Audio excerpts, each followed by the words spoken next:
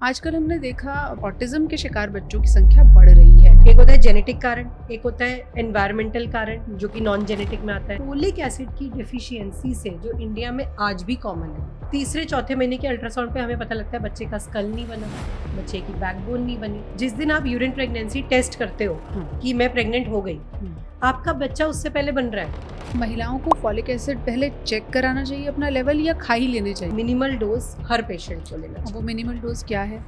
0.5 milligrams. जब महिला pregnant होती है तो एक समय पर गायनोकोलॉजिस्ट उन्हें बुलाती हैं कि आप आइए और देखिए कि बेबी कैसे फॉर्म हो रहा है। वो पहला स्कैन किया जाता है प्रेगनेंसी को लोकेट करने के लिए कि प्रेगनेंसी अपनी सही जगह पे है। उसका हेड, उसकी आईज, उसका face, that is the first important thing to see उस टाइम के स्कैन। तो वो जो पेरेंट को बुला के आजकल एक बहुत इवेंटफुल हो गया है कि 3D फेस दिख रहा होता है तो एक फेस का 3D बना के पेशेंट को दे देते हैं, पेशेंट भी जाके घर में लगा लेता है। तो इट्स लाइक दैट। लोग ऐसा समझते हैं कि जितनी बार आप अल्ट्रासाउंड या कोई स्कैन कराते हैं उससे आपको और बेबी को नुकसान हो सकता है। ये सोच कितनी सही है? ये बहुत सेफ है, अल्ट्रासाउंड सबसे सेफ है। और ये तो एक ऐसी टेक्नोलॉजी है जिससे हम बहुत सारी चीज़ें वो पता कर पा रहे हैं जो अदरवाइज हमें पता भी नहीं चलती। हम बेबी की आईज तो देख लेते हैं, पर हमें नहीं पता बच्चा देख पाएगा या नहीं देख पाएगा। विजन।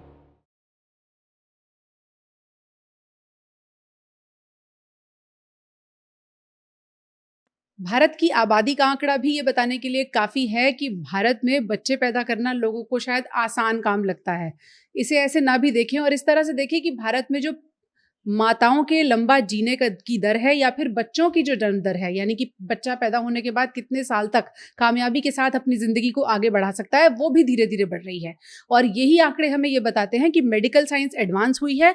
अब जब कोई महिला प्रेग्नेंट होने के बारे में सोचती भी है, तो वहाँ से वो डॉक्टर से मिलती है और ये जानने की कोशिश करती है कि उसे कौन से टेस्ट कराने चाहिए, प्रेग्नेंट होने के बाद कौन से टेस्ट कराने चाहिए, कौन सी दवाएँ लेनी चाहिए। ये सारी बातें इसलिए अहम हैं क्योंकि यही तय करेंगी कि आने वाला बच्चा कितना हेल्दी होगा और प्रेगनेंसी के बाद डिलीवरी कितनी स्मूथ होगी। इन सब चीज़ों की पीछे छिपा है एक शब्द जिसे कहते हैं फीटल मेडिसिन। फीटस यानी कि फीटस से जुड़ा हुआ शब्द, यानी कि बच्चा जब पैदा होने से पहले, मेडिकल साइंस की भाषा में कहें तो भ्रूण होता है, उस समय भी क्या पैदा होने से पहले ही बच्चे के जीवन में आने वाली समस्याओं को पहले से पकड़ा जा सकता है? क्या उनका इलाज भी किया जा सकता है? क्या कुछ ऐसे टेस्ट हैं जो बच्चे को धरती पर जन्म देने से पहले ही ये बता सकें कि क्या प्रॉब्लम्स आ सकती हैं और उनका समाधान क्या हो? ऐसी एक साइंस भारत में डेवलप भी हो चुकी है और लोग अब उसको लेकर सीरियस भी हैं। आज उसी के बारे में बात करेंगे कि बच्चे के पैदा होने से पहले कौन सी समस्याओं को आप पकड़ सकते हैं और कितनों का तो इलाज भी संभव है। हमारे साथ डॉक्टर अपर्णा सेतिया हैं जो कि फीटल मेडिसिन की फील्ड में एक्सपर्टीज रखती हैं और साथ ही साथ एक गायनोकोलॉजिस्ट भी हैं। लंबे समय से प्रैक्टिस कर रही हैं, मदरहुड हॉस्पिटल्स नोएडा एक्सटेंशन से जुड़ी हुई हैं। 6 साल की आपकी प्रैक्टिस है? जी मैम। तो कुछ समय था जब आपने गायनोकोलॉजी में बिताया, या सीधे आपको लगा कि नहीं मैं तो ये जानना चाहती हूँ कि जन्म से पहले बच्चा जो है वो कैसा दिखता है और कैसे उसकी प्रॉब्लम्स को मैं आइडेंटिफाई कर सकती हूँ? How did you reach this speciality? नमस्कार सबको। तो बेसिकली स्टार्ट तो गायनी से हुआ था, मेरा पहला प्यार। सो ड्यूरिंग माय एमबीबीएस, जब मैं एमबीबीएस कर रही थी, तो जैसे ही मैंने पहली डिलीवरी देखी थी तो आई फेल इन लव बेबी के साथ और मुझे लगा कि मुझे यही करना है। तो उसके बाद तब तो फीटल मेडिसिन शब्द का भी हमें अंदाजा भी नहीं था, आइडिया भी नहीं था। तो आई वेंट इनटू गायनी लिया मैंने, मास्टर्स गायनेकोलॉजी में किया। और वो करते करते मुझे ये रियलाइज हुआ कि हमें मदर से रिलेटेड चीजें तो समझ आ रही हैं, पर जो बेबी मदर के अंदर है, क्योंकि हम 2 लाइफ्स के साथ डील कर रहे हैं, तो उस बेबी में जो प्रॉब्लम्स आ रही हैं, या कभी कभी हम देखते थे कि बेबी बॉर्न हो रहा है बट बेबी हेल्दी नहीं है, बेबी में कोई डिफॉर्मिटी या डिफेक्ट है, या थोड़े टाइम बाद पता लगता था कि ये बच्चा मेंटली रिटार्डेड है। ऐसी कोई भी चीजें पता लगती थी तो हम हमेशा सोचते थे कि ये सब चीजें हमें क्यों नहीं पता चल रही। हम भी तो 9 महीने उस मदर को देख रहे हैं। तो आई बिकेम क्यूरियस। तो फिर मैंने इसके बारे में थोड़ा सा पढ़ना शुरू किया, थोड़ा अपने सीनियर्स से डिस्कस करना शुरू किया। तब मुझे रियलाइज हुआ कि बाहर की कंट्रीज में उस टाइम पे ये बहुत अच्छे से रैम्पेंट था कि फीटल मेडिसिन करके एक फील्ड होती है जिसमें वो बच्चे के बारे में स्टडी करते हैं कि वो बच्चा कैसे बनता है, उसमें क्या क्या चीज़ों की रिक्वायरमेंट होती है, जब वो बच्चा किस किस तरह से जर्नी में फॉर्म करता है उस 9 महीने में। और उसमें भी चीजें हम पिक कर सकते हैं. That is what is fetal medicine जी. एंड एक चीज और कि फीटल मेडिसिन और मेटर्नल मेडिसिन सब कुछ माँ से जुड़ा हुआ, फीटल मेडिसिन सब कुछ बच्चे से जुड़ा हुआ, ये दो अलग चीजें नहीं है. सो तब मैंने पढ़ा कि अमेरिका वगैरह में तो मेटर्नल फीटल मेडिसिन करके ही एक फील्ड है. अच्छा. तब तक वो इंडिया में नहीं थी. अभी है? अब यस, अब है. सो तब मैंने फिर जब देखा कि कुछ ऐसे लोग हैं इंडिया में जो बाहर से ट्रेनिंग करके आके सम इधर उधर कहीं ना कहीं देश में फीटल मेडिसिन प्रैक्टिस कर रहे हैं, बट लोगों को बिल्कुल अवेयरनेस नहीं था और हमारी फील्ड के भी लोगों को उतना ज्यादा अवेयरनेस नहीं था. तब मैंने डिसाइड किया कि I want to do this.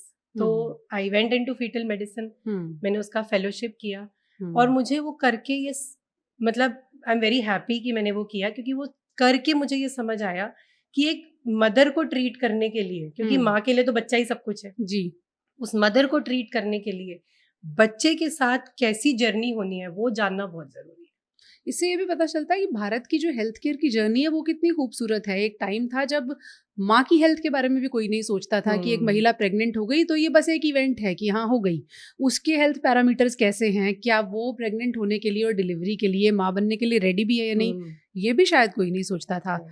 आज के टाइम में, प्रेगनेंसी के टाइम, आपके पास कितने ऐसे पेशेंट आते हैं जो फीटल मेडिसिन को लेके, यानी कि बच्चा कैसे फॉर्म होगा इसको लेकर अवेयर भी होते हैं और क्यूरियस भी होते हैं? तो पिछले 5-6 साल में, क्योंकि मेजर टाइम मैंने 2-3 साल गवर्नमेंट में बिताए हैं, तो गवर्नमेंट हॉस्पिटल्स में तो आज भी मैं कहूँगी कि सिचुएशन थोड़ी वैसी ही है कि लोगों को अवेयरनेस नहीं है फीटल मेडिसिन के बारे में. और हम ही अब, क्योंकि अब मैं वो कोर्स कर चुकी थी तो मुझे नॉलेज था, तो I used to be curious कि ये बच्चे के साथ क्या हो रहा है. बट वहाँ पे जो पॉपुलेशन हमारे पास आ रहे थे, जो पेशेंट्स आ रहे थे, उनको बहुत ज्यादा फर्क नहीं पड़ता था, यू नो. बट ऑब्वियसली अगर आप एक माँ को ये बता दोगे कि आपके बच्चे में कुछ प्रॉब्लम है तो उनको फर्क पड़ेगा. बट शुरू से उनको ये नॉलेज नहीं होती थी कि हम ऐसा कुछ कर भी सकते हैं, कि हम ये पता भी लगा सकते हैं कि बच्चा कितने हेल्दी तरीके से ग्रो कर रहा है या बच्चे में कोई दिक्कत या परेशानी तो नहीं है. बिल्कुल. But now coming into corporate world, यहाँ पे हम देख रहे हैं कि अब लोगों को बहुत अवेयरनेस होने लगी है. उनको अवेयरनेस होने लगी है, जितने भी हमारे गायनी कलीग्स हैं जो अब ये समझ रहे हैं कि फीटल मेडिसिन एंगल से बच्चे को देखना थोड़ा डिफरेंट है, फीटल मेडिसिन पर्सन से एक अल्ट्रासाउंड कराना थोड़ा डिफरेंट है. तो अब वो भी अपने पेशेंट्स को बोलते हैं कि ये जो स्कैन है जिसमें आपके बेबी का पूरा डिटेल सर्वे किया जाएगा, आप किसी फीटल मेडिसिन स्पेशलिस्ट के पास जाइए. तो पेशेंट को भी समझ आता है कि फीटल मेडिसिन स्पेशलिस्ट की क्या इंपॉर्टेंस है. तो अब वो भी पढ़ने लगे हैं, समझने लगे हैं, कई सारे लोग उसको अडेप्ट कर चुके हैं. सो दे हैव नाउ अंडरस्टूड. हम अगर लोगों को थोड़ा आम भाषा में ये समझा सकें, जैसे हम देखते हैं दिल्ली, मुंबई जैसे महानगरों में तो भी एक ट्रेंड है कि जब महिला प्रेग्नेंट होती है तो एक समय पर गायनोकोलॉजिस्ट उन्हें बुलाती हैं या अल्ट्रासाउंड के लिए भेजा जाता है कि आप आइए और देखिए कि बेबी कैसे फॉर्म हो रहा है. हम देखते हैं 3D अल्ट्रासाउंड, 4D अल्ट्रासाउंड के नाम से फिल्म्स भी उन्हें दी जाती हैं कि आप ये बेबी की ग्रोथ और ये बेबी ऐसा ऐसा दिख रहा है. क्या यही फीटल मेडिसिन का भी एक पार्ट है? हाँ बिल्कुल है. सो जब पेशेंट गायनेकोलॉजिस्ट के पास फर्स्ट टाइम, आजकल तो आपने एक बहुत अच्छी बात बोली कि लोग प्री प्रेगनेंसी काउंसलिंग के लिए आते हैं. मतलब प्रेगनेंसी ठहरने से पहले भी वो अपनी गायनेक से या एक मैटरनल फीटल स्पेशलिस्ट से मिलते हैं, ये समझने के लिए कि क्या वो प्रेगनेंसी में घुसने के लिए तैयार है, क्योंकि वो भी बहुत इंपॉर्टेंट है. क्योंकि अगर आपको डायबिटीज है, आपको थायराइड की बीमारी है और वो उस वक्त पीक पे चल रही है और आप प्रेगनेंसी प्लान करते हो, तो चांस है कि आपका मिसकैरेज हो जाएगा, चांस है उससे बच्चे को कोई प्रॉब्लम डेवलप हो जाएगी. तो अपनी मेडिकल कंडीशन को स्टेबलाइज करना प्रेग्नेंट होने से पहले, वो सबसे पहला पार्ट है हमारी fetal medicine, maternal fetal medicine की फील्ड का. एक बार पेशेंट हमारे पास आए या वो गायनेकोलॉजिस्ट के पास जाए, जब उनको कंफर्म हो जाता है कि वो प्रेग्नेंट है, तो एक स्कैन तब करना जरूरी इसलिए होता है कि ये देखने के लिए कि जो प्रेगनेंसी है वो बच्चेदानी या यूट्रस के अंदर ही इस्टेब्लिश हुई है. क्योंकि कई बार क्या होता है, लोगों को अब धीरे धीरे पता लगने लगा there is something called ectopic pregnancy, जिसमें प्रेगनेंसी बच्चेदानी में ना ठहर के ट्यूब में, ओवरी में कहीं और जाके बैठ जाती है, यानी ऐसी जगह जहां नहीं होना चाहिए और वो एक लाइफ थ्रेटनिंग सिचुएशन बन सकती है. That is the whole purpose कि वो पहला स्कैन किया जाता है प्रेगनेंसी को लोकेट करने के लिए कि प्रेगनेंसी अपनी सही जगह पे है.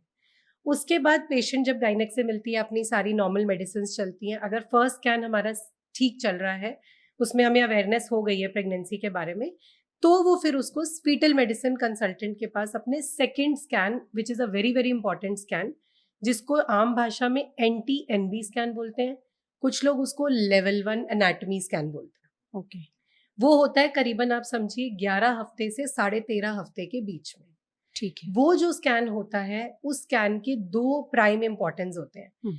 एक उस स्कैन का इंपॉर्टेंस ये होता है कि जो पूरा बेबी फॉर्म हो चुका है, इसके बाद 60 to 70% बेबी बन चुका है और हेड टू टो हर एक ऑर्गन ने बनना शुरू कर दिया है। 11-12 हफ्ते में बेबी स्टेज में आ जाता है। पूरी फॉर्मेशन देखेंगे बेबी की। तो हम एज फीटल मेडिसिन बेबी की एक एक, उसका हेड, उसकी आईज, उसका फेस, बेबी का हार्ट, बेबी की किडनीज, मतलब ये छोटे, दे आर सो स्मॉल। आप सोचो कि बच्चा 5 से 6 सेंटीमीटर का है। 5 से 6 सेंटीमीटर 50 mm, 60 mm, 70 mm ये लेंथ होती है उस टाइम पे बेबी की। उस बेबी के अंदर हम ये सारी ऑर्गन्स को देखेंगे। That is the first important thing to see उस टाइम के स्कैन पे। दूसरी इंपॉर्टेंस की जो चीज हम उस स्कैन पे देखते हैं, वो हम प्रेगनेंसी को जेनेटिकली स्क्रीन करते हैं।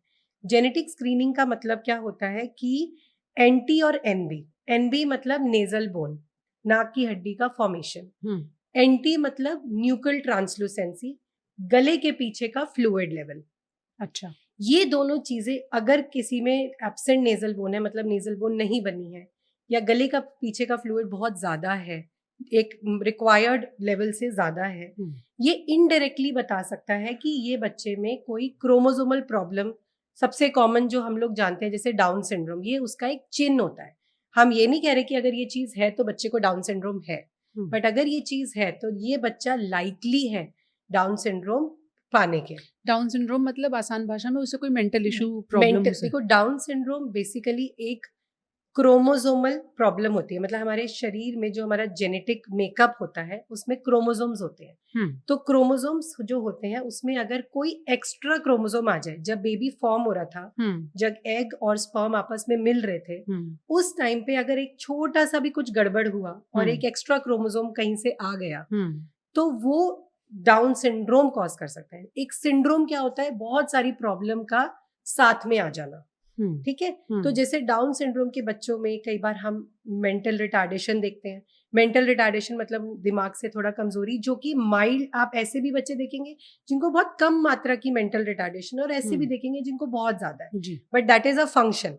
अल्ट्रासाउंड फंक्शन नहीं बताता, वो स्ट्रक्चर बताता है। और डाउन सिंड्रोम के साथ बहुत सारी स्ट्रक्चरल प्रॉब्लम्स भी एसोसिएटेड हो सकती हैं, जैसे कि कई बार हम देखते हैं कि पेट की आंतें जगह पे ना होके कहीं और है, या ऐसा कोई और स्ट्रक्चरल डिफेक्ट हमें स्कैन पे दिख जाए, तो उससे हमें एक अंदाजा हो जाता है कि ये बच्चे को डाउन सिंड्रोम हो सकता है। और फिर उस मदर को हम एडवांस्ड टेस्टिंग बोलते हैं, जिससे हम ये चीज कंफर्म कर सकें। तो पहली बात तो ये हुई कि 11 से 12 हफ्ते में आप डाउन सिंड्रोम को कुछ हद तक पकड़ सकते हैं। यस। अब जब आपने कुछ हद तक उसको पकड़ लिया, तो क्या वो समय है जब खुदा ना खास्ता अगर वो प्रॉब्लम, जैसे आपने कहा एडवांस टेस्टिंग, उसकी भी बात करेंगे कि क्या है, अगर वो एस्टैब्लिश हो गई कि हाँ डाउन सिंड्रोम की प्रॉब्लम है और वो प्रॉब्लम बड़ी भी है, उस समय अबॉर्शन हो सकता है?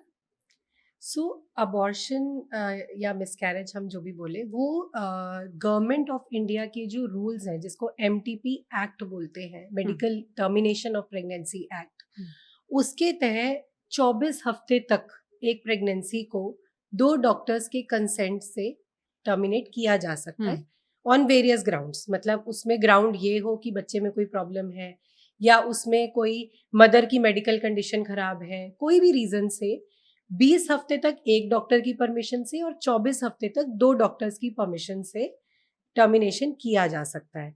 पर जितना देखो, और डाउन सिंड्रोम हमने ऐसे भी पेरेंट्स देखे हैं जो या तो टेस्टिंग नहीं कराना चाहते, या टेस्टिंग कराने के बाद भी उनके लिए बेबी इज सो इम्पोर्टेंट कि उनको इस चीज से इतना फर्क नहीं पड़ता है कि बेबी जब बर्थ होगा वो मेंटली रिटार्डेड होगा नहीं होगा। तो या फिर कुछ लोग टेस्टिंग कराते हैं जस्ट टू बी प्रिपेयर्ड कि कुछ और आगे ऐसा तो नहीं होने वाला है बर्थ के बाद, जिसके लिए वो पहले से प्रिपेयर्ड रहे।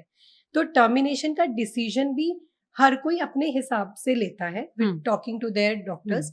बट अगर ऐसी कोई प्रॉब्लम निकल के आती है तो पेशेंट को एक ऑटोनॉमी होती है कि हम डिसाइड कर सकते हैं कि हम इस बच्चे को कंटिन्यू करना चाहते हैं या नहीं चाहते।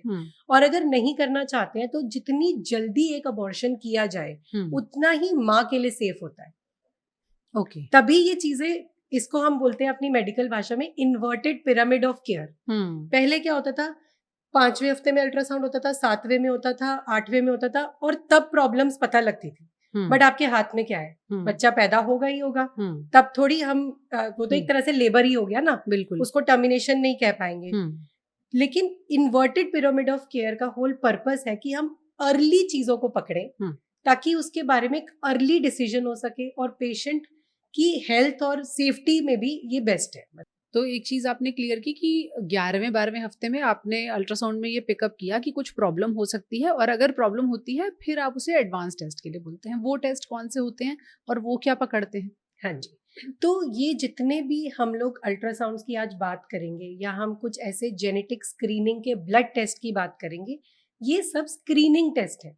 स्क्रीनिंग टेस्ट मतलब ये अंदाजा दे रहे हैं कि 50 औरतों में से एक औरत में ये प्रॉब्लम हो सकती है, एक के बच्चे में, बट 49 में तो नहीं है, बट स्टिल रिस्क तो बहुत हाई है। 1 in 50 is a high risk.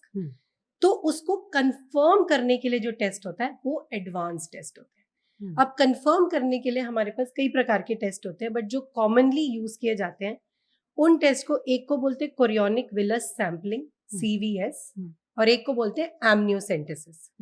अब ये टेस्ट क्या करते हैं, जब 11 या 12 वीक्स पे कोई दिक्कत बच्चे में अगर हमें लगती है कि there is a high suspicion कि ये बच्चे को डाउन सिंड्रोम हो सकता है, तो हम मदर को CVS टेस्ट ऑफर करते हैं।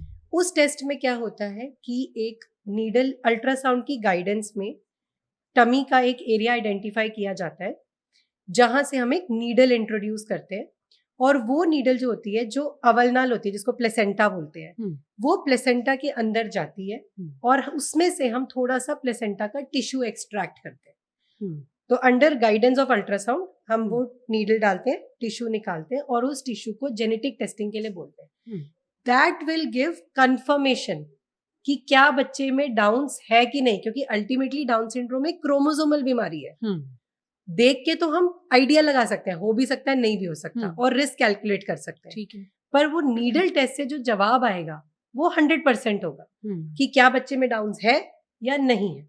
तो अगर कोरियोनिक विलस सैंपलिंग का जेनेटिक टेस्ट का रिपोर्ट में आ जाता है कि इस बच्चे में डाउन्स है, तो फिर हमारी काउंसलिंग पेशेंट को उस तरह से रहती है। और अगर उसमें आ जाता है कि बच्चे को डाउन्स नहीं है, तो कपल हैप्पीली अपनी प्रेगनेंसी को आगे ले जाते हैं।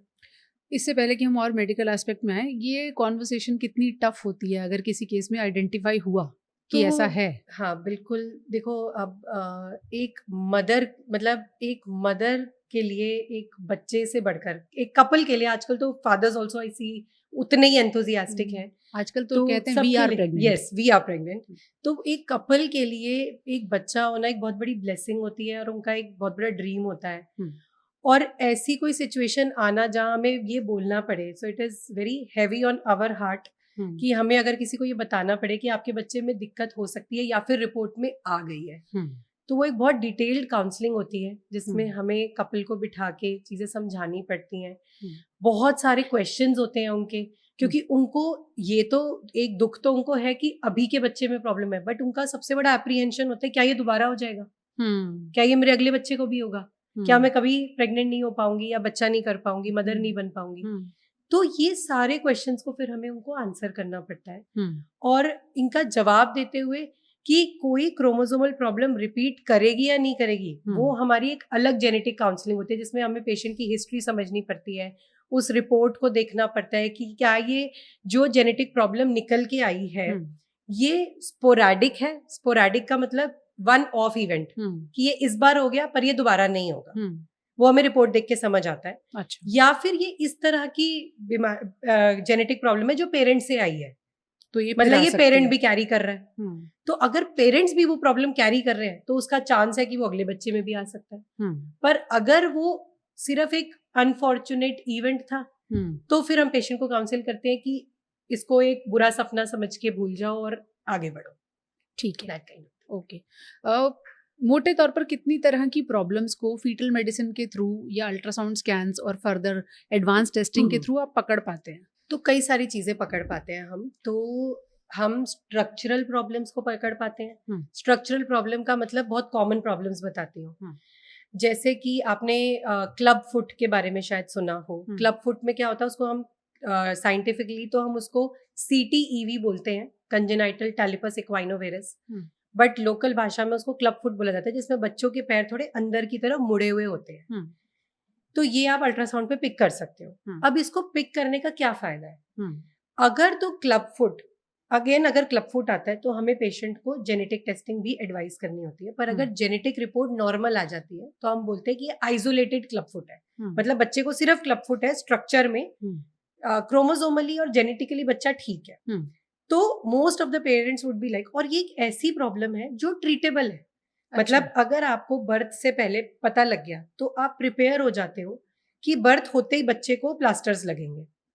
तो आप जैसे ही पैदा हुआ पैर सीधे किए बच्चा जाएंगे। पैदा हुआ, अगर आपने ये स्कैन पे पकड़ लिया, क्योंकि अगर आप स्कैन पे नहीं पकड़ते और बर्थ पे ये मिस हो गया या इग्नोर हो गया तो you are not prepared. Fetal medicine का सारा point is to be prepared, and आप खुद से डिसाइड कर रहे हो। तो अगर आपने डिसाइड किया कि हाँ ये एक, हम पेशेंट्स को उन जगहों पे भी भेज सकते हैं जहाँ क्लब फुट वाले बच्चे ट्रीट हो रहे हैं। तो कुछ नहीं होता है, बच्चा पैदा होता है, बच्चा पैदा होने के बाद उसके पैरों में जो ऑर्थोपेडिक डॉक्टर्स होते हैं कास्ट लगाते हैं, वो मल्टीपल कास्ट लगते हैं, एंड ब्यूटीफुली 2 से 3 साल की उम्र तक वो बच्चा बढ़िया से चलने भागने लायक हो जाता है। तो 2-3 साल तक कास्ट लगे रहते हैं? पहले कास्ट लगते हैं, फिर उसके बाद थोड़ी फिजियोथेरेपी ट्रीटमेंट्स होते हैं, फिर कभी कभी कोई एक माइनर सर्जरी की भी जरूरत पड़ती है कि कोई टेंडन एक्स्ट्रा है तो उसे रिलीज करना पड़ता है, ऐसे few things here and there. But मोटा मोटा ये एक ऐसी प्रॉब्लम है जो अगर अल्ट्रासाउंड पे पता लग गई तो कई लोगों को, जैसे अगर ये पता भी लग गई तो कई लोगों को ये नहीं पता होता कि ये ट्रीटेबल है, एंड एक अनफॉर्चुनेटली कोई कपल जाके वो प्रेगनेंसी नहीं कंटिन्यू करता। तो ये भी जानना बहुत जरूरी है। सेम आप बात करी क्लेफ्ट लिप। क्लेफ्ट लिप क्या होता है? आप देखते हो कुछ बच्चों के होंठ कटे होते हैं, पैलेट कटा होता है। इतनी सारी NGOs हैं, like there is a smile foundation, वो ऐसे बच्चों को बहुत अच्छे से ट्रीट करते हैं।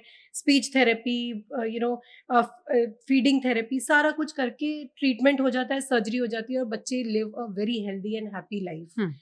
तो but the only point is कि अगर हमने ये अल्ट्रासाउंड पे पिक कर लिया तो उसके 2 फायदे हैं। एक, हम जेनेटिक टेस्टिंग करके रूल आउट कर सकते हैं कि ये आइसोलेटेड है या ये किसी एक और बड़ी जेनेटिक प्रॉब्लम का हिस्सा है। क्योंकि अगर ये किसी जेनेटिक प्रॉब्लम का हिस्सा है जिसमें, क्योंकि अब हम ये नहीं समझ पा रहे कि बच्चा सुन पाएगा या नहीं, क्योंकि हम तो फंक्शन टेस्ट नहीं कर रहे हैं, हम तो बेबी का सिर्फ स्ट्रक्चर देख रहे हैं।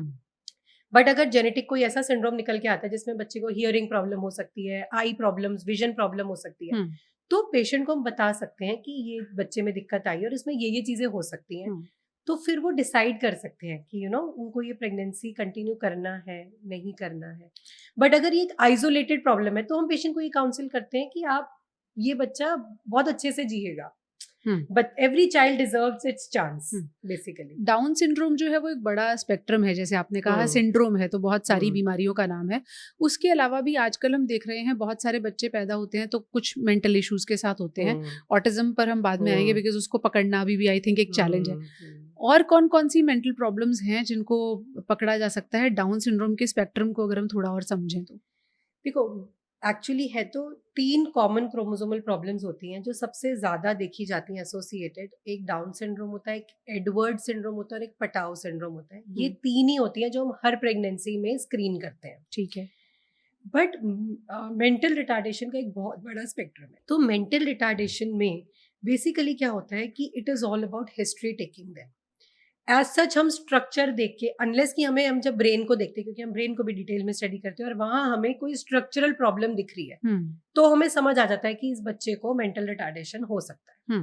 बट अगर ब्रेन का स्ट्रक्चर नॉर्मल है, क्योंकि ultimately intellectual ability and mental retardation are functional चीजें होती हैं ये, तो फंक्शन तो हम नहीं बता पा रहे। देयर कम्स की हिस्ट्री का क्या रोल है। तो अगर कोई पेशेंट हमारे पास आता है और उसके पिछले बच्चे में ऑटिज्म या ऑटिज्म स्पेक्ट्रम डिसऑर्डर है, या उसकी फैमिली में हिस्ट्री है कि real brother, real sister, parents, कहीं पे भी ऐसी हिस्ट्री है, तो हम वो पूरा एनालिसिस करते हैं। और अगर ऐसे पेशेंट्स हमारे पास होते हैं तो फिर थ्रू जेनेटिक टेस्टिंग हम कॉमन इंटेलेक्चुअल प्रॉब्लम्स के जो रीजंस हो सकते हैं उनको रूल आउट करते हैं। But not as such only on ultrasound, but उस तरीके से करना। आजकल हमने देखा बहुत सारे पीडियाट्रिशियंस भी ऐसा बताते हैं कि उनके पास ऑटिज्म के शिकार बच्चों की संख्या बढ़ रही है। कुछ मोबाइल फोन को ब्लेम करते हैं, कुछ एनवायरनमेंट को ब्लेम करते हैं, लेकिन बतौर गायनेकोलॉजिस्ट और स्पेशली फीटल मेडिसिन में ऑटिज्म अभी भी कितना बड़ा चैलेंज है कि उसको पकड़ना मुश्किल होता है। सो ऑटिज्म अल्ट्रासाउंड पे तो हम नहीं पकड़ सकते, ठीक है, एंड एज फीटल मेडिसिन हम एक ही तरीके से उसकी जांच कर सकते हैं, और वो तरीका यही है कि हमने पेशेंट से फर्स्ट प्रेगनेंसी में तो वो भी मुश्किल है अनलेस कि वो ऐसी हिस्ट्री दें कि उनकी फैमिली में ऑटिज्म रन करता है, क्योंकि autism is also a syndrome, वो भी एक सिंड्रोम है। ऑटिज्म सिर्फ मेंटल रिटार्डेशन है, उसमें बहुत सारी चीजें इन्वॉल्व होती है जी। तो ऑटिज्म के भी जेनेटिक और नॉन जेनेटिक, एक होता है जेनेटिक कारण, एक होता है एनवायरमेंटल कारण जो कि नॉन जेनेटिक में आता है, बहुत सारे रीजंस होते हैं। तो जो जेनेटिक कारण है, अगर हमें फैमिली हिस्ट्री या पेशेंट की हिस्ट्री या पेशेंट की प्रेगनेंसी हिस्ट्री जर्नी से ये समझ आता है कि इनको ऑटिज्म स्पेक्ट्रम रन कर रहा है इनकी फैमिली में, तो हम उनको स्पेसिफिक जेनेटिक टेस्टिंग ऑफर करते हैं ताकि हम genetic cause of autism rule out कर पाए। पकड़ पाते हैं कुछ हद तक पकड़ पाते हैं, यस, कुछ हद तक पकड़ पाते हैं। थोड़ा सा पीछे जाती हूँ, जब कोई महिला पहली बार आपके पास आई, एक है जो प्रेगनेंसी प्लान करने के इरादे से आ रही है और एक है जिसे लगता है कि वो प्रेग्नेंट है और अब वो चेक करने आ रही है, आपके लिए क्या एडवांटेज होगी एक ऐसी महिला के साथ जो अभी प्रेग्नेंट नहीं है और प्लानिंग के लिए आपके पास आ रही है? तो जैसे मैंने आपको बताया कि जब कोई प्लानिंग के लिए आता है ना, तो हमें एक ये संतुष्टि होती है कि जब ये प्रेगनेंसी में एंटर करेंगे तो ये हेल्दी होंगे। अब इसमें हेल्दी का मतलब क्या है? हेल्दी का मतलब आता है लाइफस्टाइल और आपकी मेडिकल इश्यूज। सपोज अगर कोई पेशेंट, जैसे मैंने बताया था, उसको हाई ब्लड प्रेशर है, ब्लड शुगर्स है, थायराइड है, उस समय पे पेशेंट को ट्यूबरकुलोसिस हो रखा है, कोई भी बीमारी है, तो अगर हम जब पेशेंट हमारे पास प्रेगनेंसी से पहले आता है तो हम उनकी पूरी डिटेल हिस्ट्री लेते हैं। उस हिस्ट्री में हमें कुछ बेसिक ब्लड टेस्ट भी कराते हैं अगर हमें लगता है, तो वो सारी बेसिस पे हम उनको फिट करते हैं कि अब आप प्रेगनेंसी में एंटर करने के लिए तैयार हो। तो पहला एडवांटेज तो ये होता है। दूसरा एडवांटेज, एक बहुत इंपॉर्टेंट एडवांटेज होता है जिसको बोलते हैं pre conception folic acid. Pre conception folic acid का मतलब, प्री कंसेप्शन मतलब प्रेगनेंसी ठहरने से पहले। फोलिक एसिड एक सिंपल सा विटामिन है जो कई सारे लोगों की बॉडी में कम होता है, और फोलिक एसिड की डेफिशिएंसी से, जो इंडिया में आज भी कॉमन है, बच्चे जो होते हैं तीसरे चौथे महीने के अल्ट्रासाउंड पे हमें पता लगता है बच्चे का स्कल नहीं बना, बच्चे की बैकबोन नहीं बनी। मोस्ट कॉमन इनको न्यूरल ट्यूब डिफेक्ट्स बोलते हैं जी। इस न्यूरल ट्यूब डिफेक्ट का सबसे कॉमन और बेसिक ट्रीटेबल कॉज है फोलिक एसिड की डेफिशिएंसी। तो आइडियली प्रेगनेंसी ठहरने से 4 से 6 हफ्ते पहले से ही, लोग तो 3 महीने भी बोलते हैं, 3 महीने पहले से पेशेंट को फोलिक एसिड लेना शुरू कर देना चाहिए। क्योंकि जिस दिन आप यूरिन प्रेगनेंसी टेस्ट करते हो कि मैं प्रेग्नेंट हो गई, आपका बच्चा उससे पहले बन रहा है, जाहिर सी बात है। न्यूरल ट्यूब उससे पहले बन चुकी है। अच्छा, उससे पहले न्यूरल ट्यूब भी बन जाती है। आप 4 हफ्ता, आपका लास्ट पीरियड डेट से जब 4 हफ्ता निकलेगा तब आप सोचोगे मेरी डेट मिस हो गई। उसके 2 दिन बाद आप टेस्ट करोगे, मतलब 4 हफ्ते कुछ दिन चढ़ के आप टेस्ट करोगे जी। बच्चा तो तीसरे हफ्ते में बनना शुरू हो गया। तो वो फोलिक एसिड जो है, जो प्री कंसेप्शनली लेना चाहिए, ये आज भी आधे से ज्यादा लोगों को अवेयरनेस नहीं है कि वो लेना है। तो महिलाओं को फॉलिक एसिड पहले चेक कराना चाहिए अपना लेवल, या खा ही लेने चाहिए? नहीं, एक प्रोफाइलैक्टिक डोज, मतलब प्रोफाइलैक्टिक डोज मतलब एक बेसिक डोज ले लेना चाहिए। अगर किसी में पहले बच्चे में न्यूरल ट्यूब डिफेक्ट की हिस्ट्री होती है या कुछ और होता है तो हम थेराप्यूटिक डोज में देते हैं, मतलब हाई डोज में। बट एक प्रोफाइलैक्टिक डोज मतलब एक मिनिमल डोज हर पेशेंट को लेना चाहिए। वो मिनिमल डोज क्या है? 0.5 मिलीग्राम्स। कितने टाइम तक खाने की जरूरत है? वो 3 महीने वो खाएंगे प्रेगनेंसी ठहरने से पहले, और जब प्रेगनेंसी ठहर जाएगी तो उसके बाद एटलीस्ट 3 मंथ्स रोजाना एक गोली, छोटी सी गोली होती है पीले रंग की, वो पेशेंट को खानी है। उस विटामिन की कमी है या नहीं उसको चेक करने की जरूरत नहीं होती। और सिर्फ एक ये फॉलिक एसिड अगर आप अपना सप्लीमेंट कर लेते हैं तो बहुत सारी प्रॉब्लम से बच सकते हैं। तो एक फायदा ये हो गया। एक फायदा मैंने आपको बताया कि पेशेंट की मेडिकल कंडीशंस को स्टेबलाइज करने का एक फायदा हो गया। तो प्री कंसेप्शनल और पेशेंट की प्रिपेयर्डनेस कि आगे कब कब आना है, कैसे कैसे आना है, क्योंकि ऐसे भी पेशेंट्स आते हैं जो, जैसे कि आजकल एक बहुत कॉमन बीमारी है पीसीओडी। पीसीओडी मतलब ओवरीज जो है उनमें हार्मोनल इम्बैलेंस है, जिसकी वजह से आप समझो इंडिया में हर तीसरी या चौथी लड़की जो है वो आज पीसीओडी से सफर करती है। क्योंकि लाइफस्टाइल में एक बहुत इंपॉर्टेंट बात मैं बताना भूल गई, आजकल स्मोकिंग हो गया, अल्कोहल हो गया, कितना कॉमन है इवन इन जनरल पॉपुलेशन, भले वो ओकेजनल हो, इवन इन औरतों में भी आदमियों में भी ऐसा कुछ नहीं रहा है। तो एक पेशेंट अगर हमारे पास प्री प्रेगनेंसी काउंसलिंग के लिए आता है तो हम उसे बोलते हैं कि अगर आप ऐसा कुछ करते हो तो एटलीस्ट 3 महीने उसको छोड़ो, क्योंकि अल्कोहल का, स्मोकिंग का हस्बैंड के स्पर्म पे, आपके एग पे क्या इफेक्ट है, there are so many bad effects. तो वी टेल देम कि पहले आप ये सब छोड़ो, अपने हेल्दी लाइफस्टाइल में आओ और फिर उसके बाद प्रेगनेंसी प्लान करो। अब पीसीओडी के बारे में क्या होता है, पीसीओडी के पेशेंट्स की मेन प्रॉब्लम होती है पीरियड्स इरेटिक होते हैं, इरेगुलर पीरियड्स है। तो ऐसे भी पेशेंट आते हैं जो 4th मंथ पे 4 महीने है कि हमें 4 महीने से पीरियड नहीं आया, और पता लगता है वो एक्चुअली प्रेग्नेंट है, 4 महीने से पीरियड नहीं आया। तो द होल पॉइंट इज कि अगर वो प्री प्रेगनेंसी काउंसलिंग के लिए स्पेशली पीसीओडी वाले पेशेंट्स आते हैं तो हम उनको थोड़े सिम्टम्स बता सकते हैं, उनको प्रिपेयर कर सकते हैं, उनको टाइम टू टाइम फॉलोअप के लिए बुला सकते हैं। तो प्रेगनेंसी जर्नी स्टार्ट करने से पहले आना is a very good thing basically. अगर कोई लेडी है जो ऐसे हेल्दी है, नॉर्मल उसकी प्रेगनेंसी हुई और उसको जैसे आपने कहा यूरिन टेस्ट में उसको पता चलता है, अब उसके बाद जो 9 महीने का पीरियड है उसमें उसके रूटीन टेस्ट क्या हैं जो किसी भी महिला को मिनिमम करवाने ही चाहिए? तो जैसे मैंने बताया था कि सबसे पहले वो फर्स्ट विजिट के लिए आते हैं, तो फर्स्ट विजिट पे आके हम उनका एक बेसिक स्कैन करते हैं प्रेगनेंसी को देखने के लिए। उसके अलावा जो गाइनेक्स होते हैं वो उनको एक array of blood test advice करते हैं जो इंपॉर्टेंट होते हैं, जैसे ब्लड ग्रुप चेक करना जरूरी है, आपका ब्लड शुगर चेक करना जरूरी है, आजकल थायराइड बहुत कॉमन है तो थायराइड चेक करना जरूरी है। कुछ वायरल मार्कर टेस्ट होते हैं जैसे कि HIV हो गया, हेपेटाइटिस हो गया, जो चेक करना जरूरी होता है, ठीक है, पेशेंट और डॉक्टर दोनों की सेफ्टी के लिए। तो ऐसे कुछ हमारे स्ट्रीमलाइन ब्लड टेस्ट होते हैं जो हम पहली विजिट पे पेशेंट को लिख के, हीमोग्लोबिन हो गया, इतनी सारी औरतें इंडिया में अनीमिक है, उनका हीमोग्लोबिन लो रहता है, तो प्रेगनेंसी में तो आपका ब्लड और बच्चे की तरफ जाने वाला है, तो हीमोग्लोबिन चेक करना बहुत जरूरी है। तो ये कुछ बेसिक ब्लड टेस्ट और एक स्कैन होता है। जैसे आपने कहा कि लो ही रहता है, ज्यादातर महिलाएं भारत में अनीमिक हैं, कितने को आप मानेंगे कि इतना तो कम से कम होना चाहिए अगर आप प्रेग्नेंट हैं? तो हम वैसे 11 की कट ऑफ होती है, 11 से ऊपर अगर आपका हीमोग्लोबिन है तो वो एक अच्छा हीमोग्लोबिन माना जाता है।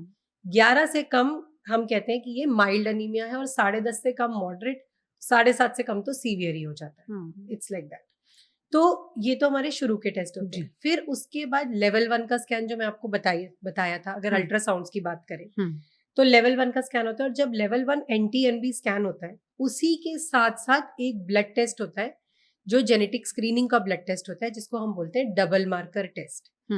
उस डबल मार्कर टेस्ट में हम 2-3 ऐसे हार्मोन्स को चेक करते हैं जो अगर गड़बड़ है, अगेन वो डाउन सिंड्रोम का एक इनडायरेक्ट मार्कर होता है। तो क्या करते हैं, इधर से NT-NB करते हैं, स्कैन करते हैं, उधर से डबल मार्कर टेस्ट करते हैं, दोनों को कंबाइन करते हैं और हर प्रेगनेंसी को कैटेगराइज करते हैं कि क्या ये प्रेगनेंसी कॉमन जेनेटिक प्रॉब्लम्स के लिए हाई रिस्क पे है या कॉमन जेनेटिक प्रॉब्लम्स के लिए लो रिस्क पे। लो रिस्क पे होती है तो पेशेंट आगे बढ़ जाता है, हाई रिस्क पे हो जाती है तो फिर एडवांस टेस्टिंग की तरफ जाता है। किस तरह के एडवांस टेस्ट, अगर मोटे तौर पर हम कुछ का नाम लें, अवेलेबल हैं? तो मोटे तौर पे बात करें तो बेटर स्क्रीनिंग टेस्ट जो है, एक हमारे पास ब्लड टेस्ट होता है जिसको बोलते हैं NIPT, non invasive prenatal testing. ये भी एक ब्लड टेस्ट है, जैसे डबल मार्कर एक ब्लड टेस्ट है, ये भी एक ब्लड टेस्ट है। ये भी डाउन सिंड्रोम और एडवर्ड सिंड्रोम, पटाओ सिंड्रोम, जो कॉमन सिंड्रोम्स है उनको जेनेटिकली स्क्रीन करता है। इसका तरीका क्या होता है कि माँ के ब्लड में जो बच्चे के सेल्स घूम रहे हैं ये उनको पिक करता है फ्रॉम मदर्स ब्लड, तो उस पे टेस्टिंग होती है। क्योंकि जो डबल मार्कर है वो तो हार्मोन का लेवल देख रहा है ना, NIPT बच्चे के सेल्स को पिक करके उसको स्टडी कर रहा है, तो it is a better test. जहां पे डबल मार्कर की सेंसिटिविटी अराउंड 90% है डाउन सिंड्रोम को पिक करने के लिए, वहां NIPT की सेंसिटिविटी 95 to 99% है। So it is the best screening test available in market, but it is still एक स्क्रीनिंग टेस्ट, कंफर्मेटरी नहीं। अगर NIPT भी बोलता है कि आपके बच्चे को डाउन होने का रिस्क है, तो हमने ऐसे भी अनफॉर्चुनेट केसेस देखे हैं जिसमें पेशेंट ने जाके प्रेगनेंसी टर्मिनेट करा ली कि मेरे बच्चे को डाउन है, पर वो एक स्क्रीनिंग टेस्ट था, वो कंफर्मेटरी टेस्ट नहीं था। कंफर्मेटरी टेस्ट होता जो मैंने आपको CVS समझाया, या मैं आगे समझाऊंगी, 16 हफ्ते के बाद हम एमनियोसेंटेसिस करते हैं जी। तो वो कंफर्मेटरी टेस्ट होते हैं। तो अगर किसी पेशेंट का हाई रिस्क आता है जो कि आप 11वें-12वें हफ्ते में करवाते हैं। हाँ, 12 से 13 हफ्ते पे। ठीक है। अगर पेशेंट का डबल मार्कर और NT-NB मिला के वो हाई रिस्क में आता है, तो हम पेशेंट को 2 ऑप्शन देते हैं। एक आप उनको बोलते हैं कि आप NIPT करा सकते हो, जो कि एक ब्लड टेस्ट है, और लेकिन ये भी एक स्क्रीनिंग टेस्ट है, कंफर्मेशन इससे भी नहीं आएगी। या फिर आप CVS कराओ, या फिर अगर वो पेशेंट थोड़ा सा लेट आता है हमारे पास, तो 16 हफ्ते के बाद CVS नहीं कर सकते। ठीक है। प्लेसेंटा में नीडल नहीं डाल सकते, उससे मिसकैरेज का रिस्क रहता है। 16 हफ्ते के बाद बच्चे के चारों तरफ का वाटर फॉर्म हो जाता है, जिसको लाइकर या एमनियोटिक फ्लूइड बोलते हैं जी। 16 हफ्ते के बाद हम नीडल डाल के वो पानी निकालते हैं, और उसमें बेबी के सेल्स होते हैं जो कंफर्म करते हैं कि बच्चे में डाउन होगा या नहीं होगा। तो इस तरह से वो जर्नी आगे बढ़ती है। प्रॉब्लम कहाँ आती है? कॉस्ट। क्योंकि क्या होता है, NIPT भी एक स्क्रीनिंग टेस्ट है, बाकी जो नीडल टेस्ट है वो कंफर्मेटरी टेस्ट है।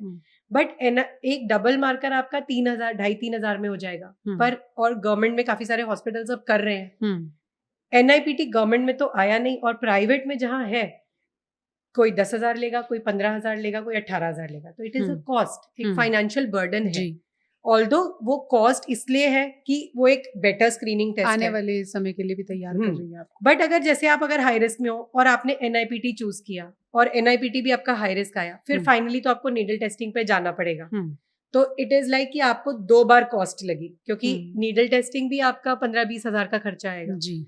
और अगर आप बहुत हाई रिस्क कैटेगरी में होते हो, तो हम पेशेंट को सजेस्ट करते हैं कि देखो NIPT का ऑप्शन है, पर बेटर रहेगा कि आपके केस में, स्पेशली जैसे अगर उसके पिछले बच्चे को डाउन्स था, तो हम उनको बोलेंगे आप सीधा नीडल टेस्टिंग कराओ। तो वो केस टू केस बेसिस पे होता है कि किस पेशेंट को क्या ऑफर करना है। बट हम एक कैफेटेरिया अप्रोच फॉलो करते हैं, जिसमें हम पेशेंट को जो भी ऑप्शंस अवेलेबल हैं सारे देते हैं। क्योंकि आप मानोगे नहीं, देयर आर पेशेंट्स जो बोलेंगे हमें टेस्ट नहीं कराना, हमें तो बच्चा जो भी है जैसा भी हमारा है, वो कहेंगे हमें कोई टेस्ट नहीं कराना। तो आप पेशेंट को फोर्स नहीं कर सकते। ऐसे तो लोगों की संख्या काफी है। हाँ, मतलब देर आर पीपल जिनके बिलीव्स हैं कि मतलब, और कुछ लोग मानते भी हैं कि बच्चे में अगर, क्योंकि आप सोचो डाउन सिंड्रोम के बच्चे भी जो पैदा होते हैं, कहीं ना कहीं देर भी या तो वो आर्टिस्ट होते हैं, कोई ना कोई खूबी सब में होती है। तो कुछ लोग जो ह्यूमैनिटी में बहुत ज्यादा विश्वास रखते हैं, वो बोलते हैं कि नहीं हम तो कंटिन्यू करेंगे, तो हमें टेस्टिंग ही नहीं करानी। तो डाउन सिंड्रोम की भी तो डिग्रीज होती है ना, कि माइल्ड है या बहुत ज्यादा है। क्या ये टेस्ट ये भी बता पाते हैं? नहीं। और ये भी मैं देख रही हूँ कि ऑटिज्म जिसकी प्रॉब्लम अभी ऑफ लेट हम ज्यादा देख रहे हैं बच्चों में, उसको पिक करना अभी भी एक चैलेंज है। बिल्कुल चैलेंज है। और ऑटिज्म भी मैंने आपको बताया एक स्पेक्ट्रम है। कुछ लोग में मतलब बिल्कुल थोड़ा सा, जैसे बोलते हैं जिसको अटेंशन डेफिसिट डिसऑर्डर, कि बच्चा बस थोड़ा अटेंटिव नहीं है, इधर उधर भागते रहता है। और कुछ लोगों को सीवियर ऑटिज्म होता है। तो ये स्टिल साइंस इज इवॉल्विंग, इसको पिक करने का कोई तरीका नहीं है। बट जैसे मैंने आपको बताया कि जेनेटिकली एसोसिएटेड ऑटिज्म को फिर भी पिक किया जाता है। कई बार हम जब ब्रेन को स्कैन कर रहे होते हैं, तो हमें ब्रेन में कुछ ऐसी एबनॉर्मेलिटीज या फाइंडिंग मिलती है जो इनडायरेक्टली कहते हैं कि इस बच्चे को कोई ना कोई मेंटल इशू हो सकता है। उनको हम टेस्ट करते हैं। पर देयर आर बेबीज जो स्ट्रक्चरली एकदम नॉर्मल होते हैं, बट जब वो पैदा होते हैं तो फंक्शनली वो उतना अच्छा नहीं होता। कोई इशू होता है। अब रूटीनली जिन लोगों की हम बात कर रहे थे, उनका एक पहला स्कैन हुआ जब वो आए, उसके बाद फिर 11वें-12वें हफ्ते में हुआ, और उसके बाद आता है 5th मंथ का स्कैन। 5th मंथ का स्कैन, जिसको लोग जनरल भाषा में लेवल 2 स्कैन बोलते हैं। हम उसको मिड ट्राइमेस्टर अनॉमली स्कैन बोलते हैं, क्योंकि हम मिडिल ऑफ द प्रेगनेंसी में है, सेकेंड ट्राइमेस्टर में है। और ये वो स्कैन है, हमने तब बात की थी कि 60% बेबी बन गया है 11वें-12वें हफ्ते में। यहाँ पे 80 से 90% बेबी बन गया। इसके बाद तो बस समझो ग्रोथ ही होगी। तो वो जो पेरेंट को बुला के आजकल एक बहुत इवेंटफुल हो गया है कि 3D 4D ultra scan image दिखाई जाती है, वो कौन से हफ्ते? मैं आपको बताती हूँ।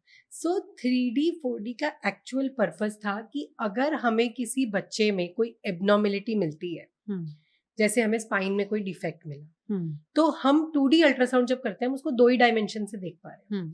3D हमें ये हेल्प करता है कि किधर के, क्योंकि स्पाइन देखा जाए तो it's a 3D structure, right?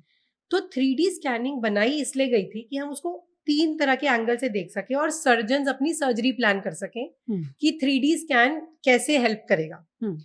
But it became more of एक कॉस्मेटिक, और एक कि लोगों को लगता है कि हमें 3D देखना है, बेबी को देखना है।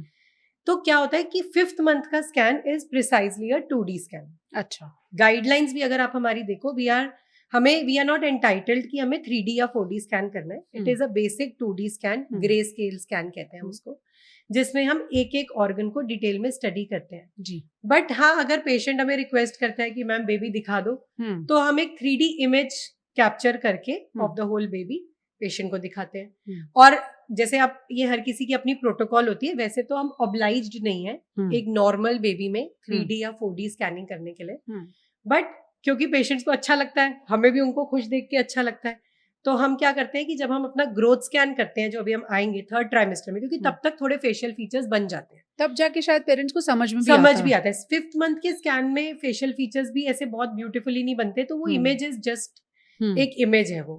बट जब हम ग्रोथ स्कैन करते हैं, जब उसके अगले स्कैन के लिए पेशेंट हमारे पास आता है, तो हमारी प्रोटोकॉल है जैसे कि हम एक फेस दिख रहा होता है तो एक फेस का 3D बना के पेशेंट को दे देते हैं, पेशेंट भी जाके घर में लगा लेता है, तो इट्स लाइक दैट.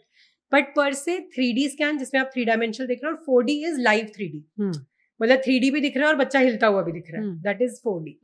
तो ये आइडियली नॉट रिक्वायर्ड, ऐसा नहीं है कि इसके बिना स्कैनिंग नहीं हो सकती जी. और ये टेक्निक्स बनाई गई थी एक क्लिनिशियन की हेल्प करने के लिए, क्योंकि जैसे अब आपने कोई क्लेफ्ट पैलेट डिस्कवर किया, आपको कोई क्लेफ्ट पैलेट दिखा, आप फेस का 3D बनाओ, आपको पूरे पीछे तक का एक्सटेंड दिखेगा, वो 2D पे थोड़ी दिखेगा.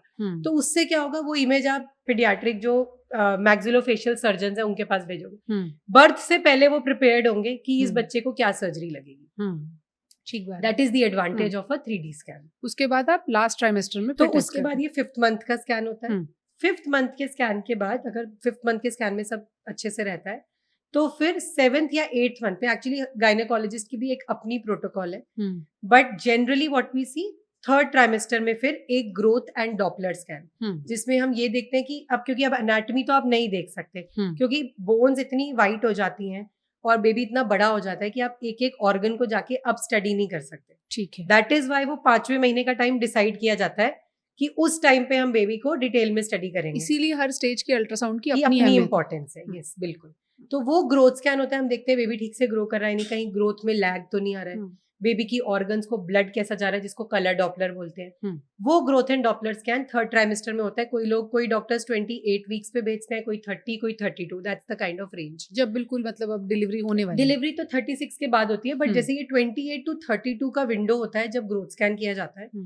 और उस टाइम पे, और हम ये आजकल देख रहे हैं, क्योंकि मोस्ट ऑफ द प्रेगनेंसीज आजकल थोड़ी हाई रिस्क बनती जा रही हैं, या तो वो आईवीएफ प्रेगनेंसीज होती हैं, या पीपल आजकल हर लेडी वर्किंग है, तो लोग प्लान ही करते हैं 35 के बाद, तो वो अगेन एक हाई रिस्क फैक्टर बन जाता है, लेट एज में प्रेगनेंसी कर रहे हैं. मेडिकल डिसऑर्डर्स आजकल बहुत ज्यादा, क्योंकि लेट एज की प्रेगनेंसी है तो लेट एज पे डायबिटीज भी है, हाइपरटेंशन भी है, सारी बीमारियां भी है. तो हम देखते हैं कि 32 के बाद भी एक 36, 37 पे भी एक स्कैन और हो ही जाता है मोस्ट पेशेंट्स में, समझो जस्ट बिफोर डिलीवरी. तो मोटे तौर पर भी रूटीनली जो मैं समझ रही हूँ 4 से 5 स्कैन तो हो जाते हैं. yes. अब लोग ऐसा समझते हैं कि जितनी बार आप अल्ट्रासाउंड या कोई स्कैन कराते हैं उससे आपको और बेबी को नुकसान हो सकता है, ये सोच कितनी सही है? हाँ, तो ये सोच, ये बहुत अच्छा क्वेश्चन पूछा आपने, क्योंकि ये मैं क्लियर करना चाहती हूँ सबको कि अल्ट्रासाउंड बिल्कुल सेफ है. जब हम अपनी ट्रेनिंग करते हैं तो वो हमें अल्ट्रासाउंड की जो वेवलेंथ्स होती हैं वो हमें बताई जाती हैं, इससे ज्यादा नहीं रखनी है ताकि बच्चे को हार्म ना हो. तो हर रेडियोलॉजिस्ट, हर फीटल मेडिसिन स्पेशलिस्ट ये मेक श्योर करता है कि अल्ट्रासाउंड की साउंड वेव्स की फ्रीक्वेंसी और जो उनकी हीट जो बेबी पे जा रही है वो लिमिटेड रहे, जिससे उसको नुकसान ना हो. तो जैसे हमने बोला, एक आम तौर पे 4 से 5 अल्ट्रासाउंड्स लगते हैं. It is very safe, just putting it across कि ये बहुत सेफ है. अल्ट्रासाउंड सबसे सेफ है, और ये तो एक ऐसी टेक्नोलॉजी है जिससे हम बहुत सारी चीजें वो पता कर पा रहे हैं जो अदरवाइज हमें पता भी नहीं चलती. और अगर किसी पेशेंट को, जो हाई रिस्क पेशेंट्स होते हैं, ट्विन्स होते हैं, उनको तो और भी स्कैन्स चाहिए होते हैं, तो आपकी गायनेक के डिस्क्रिप्शन पे, आपके फीटल मेडिसिन के डिस्क्रिप्शन पे अगर वो कहते हैं कि आपको n नंबर ऑफ स्कैन्स की जरूरत है, तो आप बेझिझक होके कराइए, क्योंकि it is very safe to do scan. कुछ ऐसे टेस्ट हैं जिनको करने से आप बचना चाहेंगे, जब तक बहुत नेसेसरी ना हो तब तक प्रेगनेंसी में वो टेस्ट नहीं करेंगे? तो जैसे अब सीटी स्कैन हो गया, सीटी स्कैन में high radiation exposure, CT scan हमारे लिए एक नो होता है प्रेगनेंसी में, अनलेस की एक डायर रिक्वायरमेंट है कि जैसे कि मदर की ही कंडीशन बिगड़ जाती है.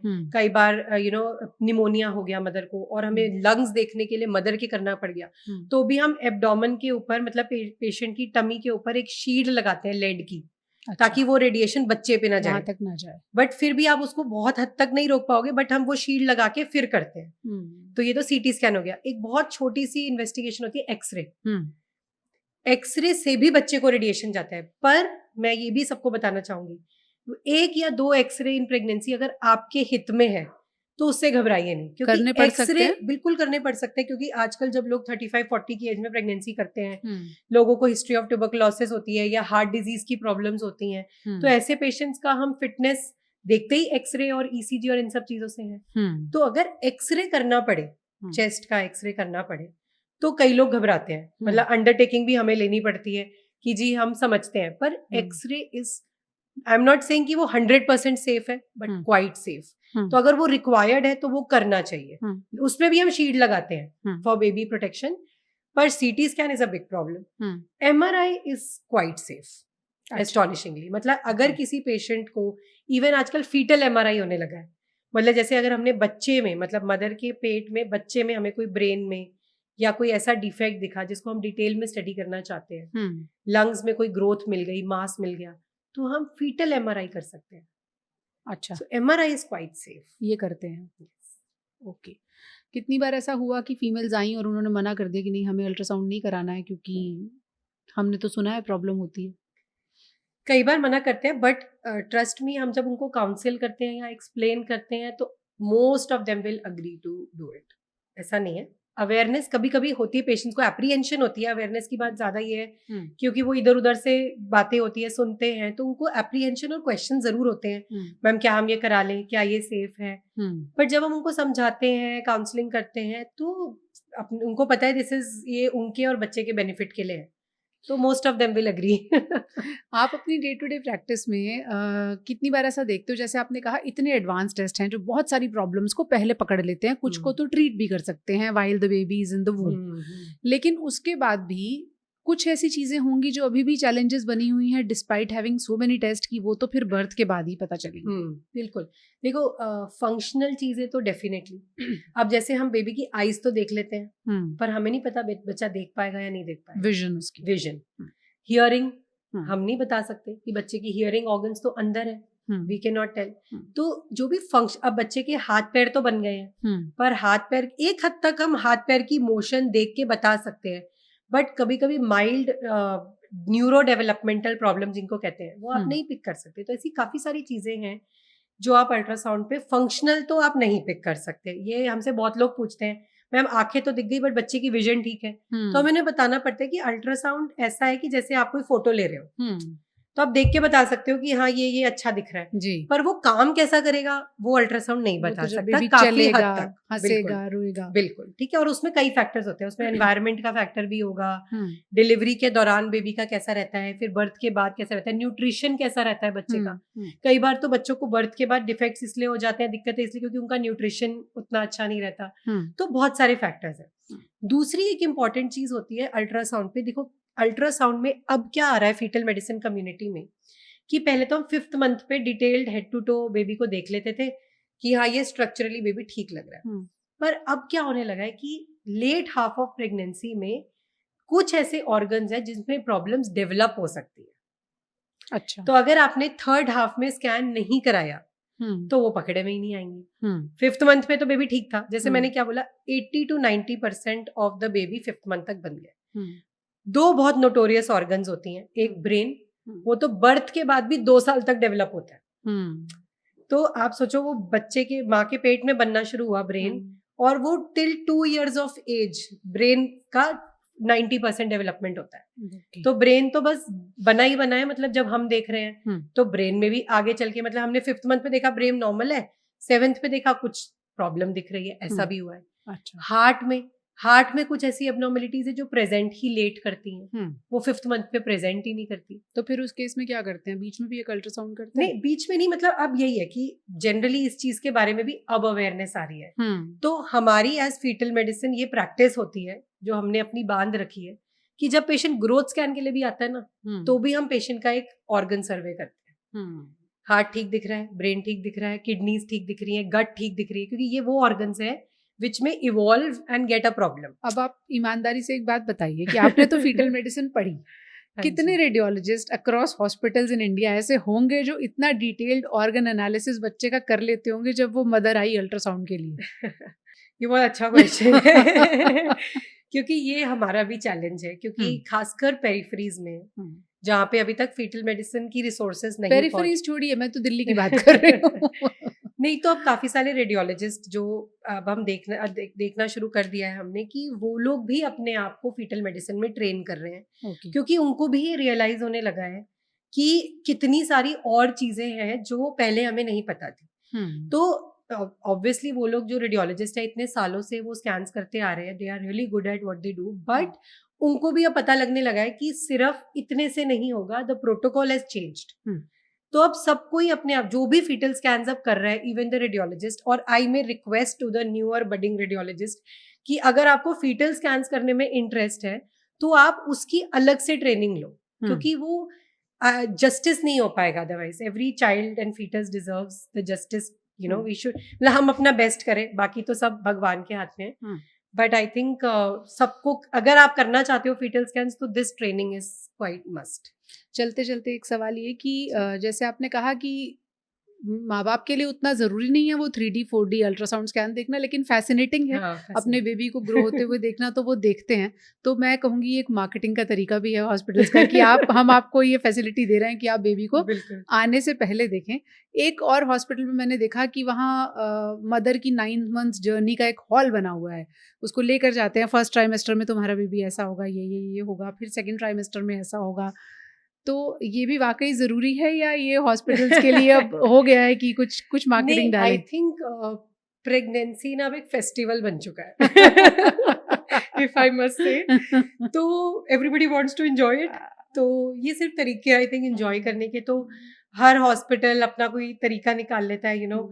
अब आप सिंपल सी बात देखिए, ब्लू बलून्स, पिंक बलून्स, गाड़ियों पे बलून्स, तो ये सब it's just making patients happy and I think there is no harm in doing it. Right, pregnancy in itself is a festival as you said, और फिर baby को celebrate तो हम करते ही हैं। बहरहाल हमने कोशिश ये की है कि प्रेगनेंसी से पहले भी क्यों डॉक्टर के पास जाना ज़रूरी है। जब कोई महिला प्रेग्नेंट होती है तो कितनी सारी प्रॉब्लम्स बच्चे के पैदा होने से पहले पकड़ी भी जा सकती हैं, उनका ट्रीटमेंट भी किया जा सकता है, और अगर ट्रीटमेंट ना भी हो तो बर्थ के टाइम पर डॉक्टर्स तैयार रहते हैं कि कैसे इस बेबी को ठीक ठाक करके आपको एक अच्छा और हेल्दी बेबी डिलीवर करना है।